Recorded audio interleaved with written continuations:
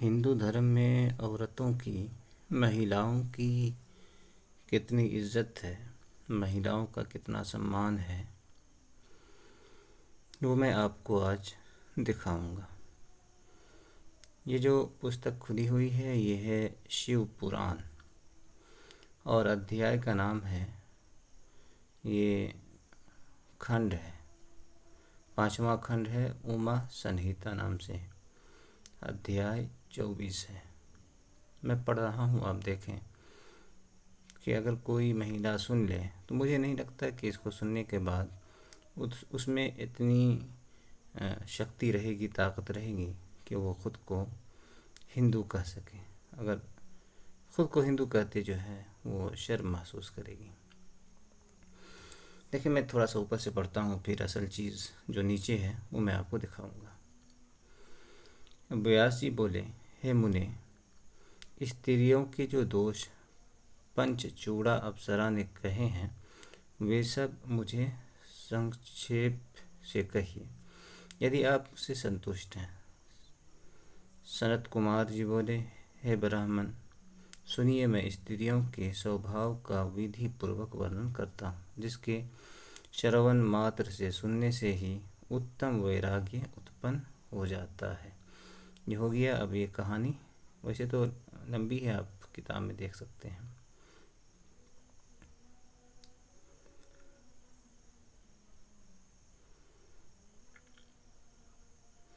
यहाँ देखें, संत कुमार जी जो व्यास जी से कह रहे हैं कि अप्सरा वेग से सनातन स्त्री दोषों को सत्य सत्य कहने लगी।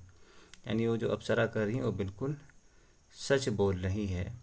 ये सनत कुमार जी व्यास जी से कह रहे हैं और व्यास जी इसको शिव पुराण में बता रहे हैं। अब देखिए, यहाँ से पंचचूड़ा बोली, है नारद जी, कुलीन, कुलीन बोलते हैं इज्जतदार को, शरीफ को, जो अच्छे घराने की औरत हो उसको बोलते हैं कुलीन। कुलीन नाथ वाली, नाथ वाली कहते हैं कि जिसको काबू में रख करके जो चलती हो। और रूप वाली स्त्रियां भी मर्यादा में नहीं रहती, मर्यादा हद में नहीं रहती हैं। ये स्त्रियों में दोष है। ये तो हो गया। अब आगे देखिए क्या है कि स्त्रियों से अधिक पापी और कोई नहीं, स्त्रियों से अधिक पापी और कोई नहीं। स्त्रियां पापों का मूल है। पापों का मूल, मूल कहते हैं बुनियाद को, जड़ को, जिस पर, जड़ का मतलब है कि जिस पर बुनियाद, जिस पर इमारत खड़ी हो, जड़ जिस पर पेड़ खड़ा हो, तो ये बुनियादी चीज़ है। तो ये जो पाप है, गुनाह है, वो औरतों पर मतलब खड़ा है। तो कह रहे कि स्त्रियों से अधिक पापी और कोई नहीं, स्त्रियां पापों का मूल है, ऐसा आप जानिए। स्त्रियां जाने हुए धन वाले, प्रत्येक रूप वाले, यथेप्सित यतियों, सन्यासियों के समीप प्राप्त होकर भी प्रतीक्षा करने में समर्थ नहीं होती है। प्रभु, हम स्त्रियों का ये बड़ा बुरा धर्म है कि पापी मनुष्यों को भी लज्जा का त्याग करके बचती हैं। तो इतना लंबा हम नहीं पढ़ेंगे, बस थोड़ा थोड़ा आगे देखते हैं।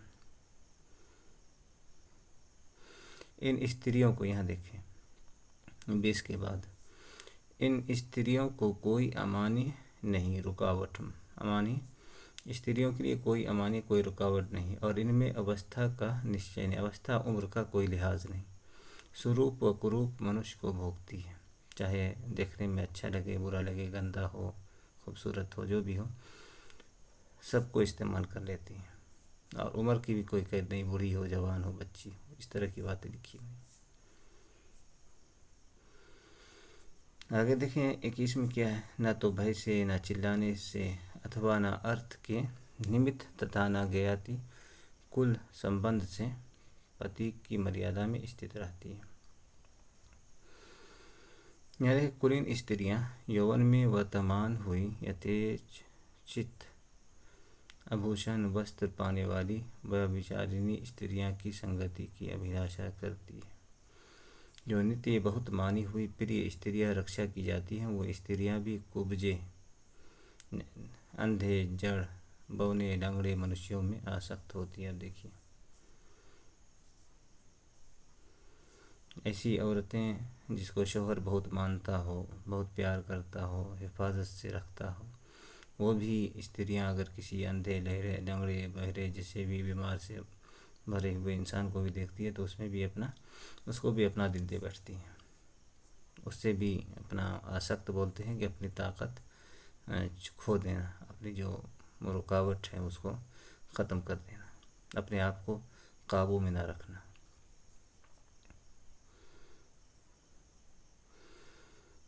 अब यहाँ देखें, थोड़ा सा मैं और आगे पढ़ता हूँ।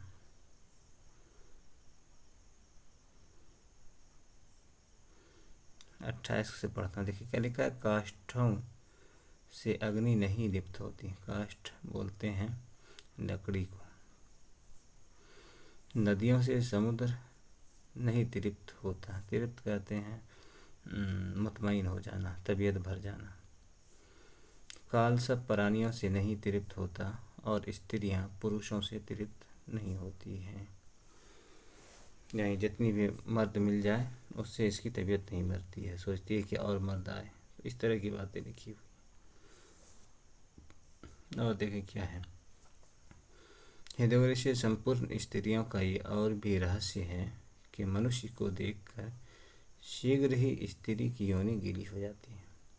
देखें, संपूर्ण, संपूर्ण कहते हैं तमाम, जितनी भी औरतें हैं, महिलाएं हैं, किस तरह से जलील किया गया है, रुसवा किया गया है, बेइज्जत किया गया है।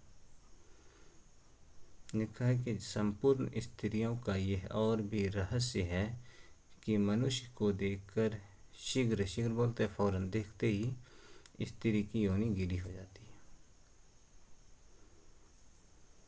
और आगे देखिए क्या लिखा है, अच्छी प्रकार स्नान किए तथा सुगंधि युक्त निर्मल मनुष्य को देखकर फूटे बर्तन से जल के समान स्त्रियों की योनि बहने लगती है।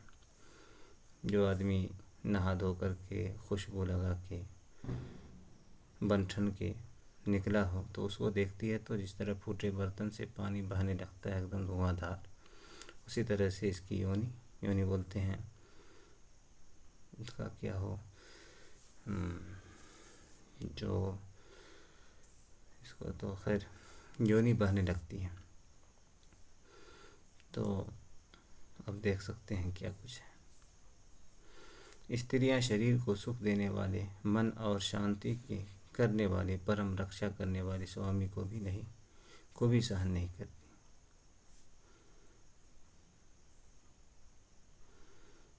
यहाँ देखें नीचे लिखा है, इसको देख के बात खत्म करते हैं।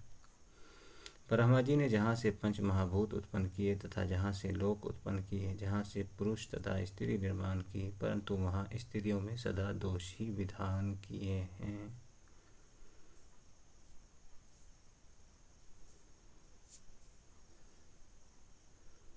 अब देखिए, नारद जी को वो सुना रही थी, नारद जी भी इसको सच मान रहे हैं। संत कुमार जी बोले, ऐसा उसका वचन सुनकर नारद जी संतुष्ट चित्त होकर सब सत्य मानकर स्त्रियों में विरक्त हो गए। तो ये चीज़ थी जिसे आप देख सकते हैं यहाँ पे।